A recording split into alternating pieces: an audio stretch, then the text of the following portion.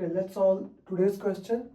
Now this question is going to test your software understanding ability, agile, team management.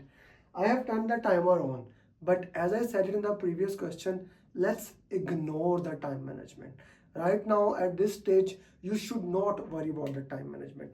When you are doing 180 question answer at the stretch, at that time worry about it. Right now, worry about understanding the right methodology of solving a question. Okay, so let's go with that. Okay, so what should be the project manager's next step? The question is asking, okay, what the project manager should do next. Whenever the question says the word like next, first, or sequence, or avoid, be very careful about. Like if the question says that what the project manager should have done it, what the project manager should do in future to avoid this, they are two different questions. The entire scenario can be same, but at the end of the day the question below can be different, so very careful about this thing. At the outset of a software development project, the project manager is tasked with devising a strategy, right, for assessing the contribution of each developer. Here we want to assess the contribution of each developer. The assessments are to be compiled and presented to the organizational leadership at the project conclusion. So I want to check the each member, how he's working into that, what is his addition to that thing. So if you think about in your organization, what you actually do when you want to see how each member has done.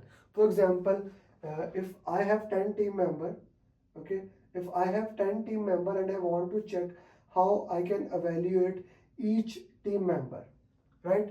I want to evaluate each team member. What I would do, I would set some kind of matrices, some kind of, I'm not even solving the question right now. I'm just putting the context here. As a general, what do? We set some kind of matrices, right, in the normal life, also known as KPI.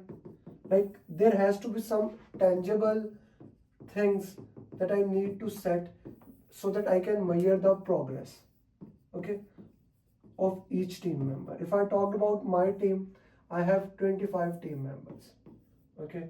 I have right now 7 facilitators. Now each team member is given a unique task, and at the end of the month they will be measured according to that. Have they completed that or not? Facilitators have their own PMPs. At the end of the year, we will be measuring how many PMP each facilitator has had. So what we are doing here, we are setting matrices which in the best case scenario, they also know that, okay, this matrix is something I must be able to do. These are the KPIs that should be understandable, right? So that's what the question is saying.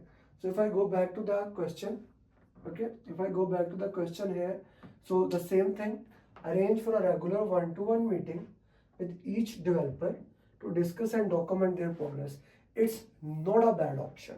I'm not gonna eliminate this option. It's a very good option. I'm discussing their progress. It's not bad, it's time consuming, but still it is the right answer. It is something you can do. This is the power of elimination technique. You don't eliminate the option immediately, you understand what it can be. Okay. Develop clear quantifiable criteria for developing developer performance and communicate beautifully. Exactly what I said. You make a KPI, you set those KPIs, and those KPIs are also known by the team members. So both options are good, but between A and B, I can eliminate A. Let's see C option.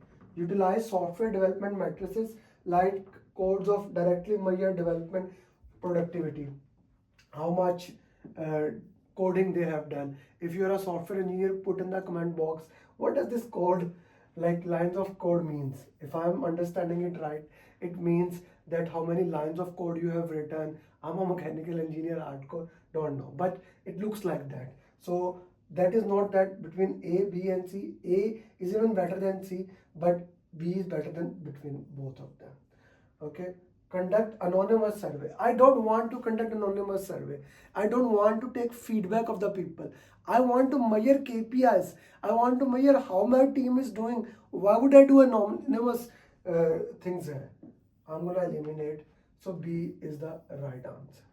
Guys, very important thing, as I did in this question answers, you need to, especially when you are preparing for PMP, slow down, understand the context of the question, understand each and every single step and worked into that. I hope this question has helped you. If you like this question, do check question number 1 that we did it. This is a question number 2 which I started a new series on this question. And also check this video at the end. I'm gonna put about flow of stakeholder, which I have started a new series to discuss this thing. If you are new to this channel, do subscribe it, because I'm starting these new things in March, putting almost daily one questions, then weekly series, then there are 2 question answer session, and so many more things I'm gonna do. I'm thinking about starting case studies. I don't want to miss you those things. So do look into that. And if you want to prepare for PMP, my next program is starting in exactly 2 weeks. Looking forward to coach you if you decided to go for it. Thank you very much. Solve this question and do put in the chat box what did you learn. Bye bye.